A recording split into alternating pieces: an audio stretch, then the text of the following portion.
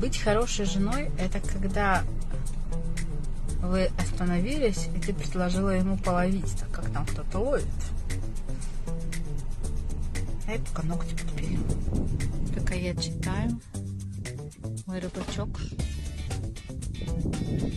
пояс уже в воде, искупался и половил рыбку, будет вода очень теплая.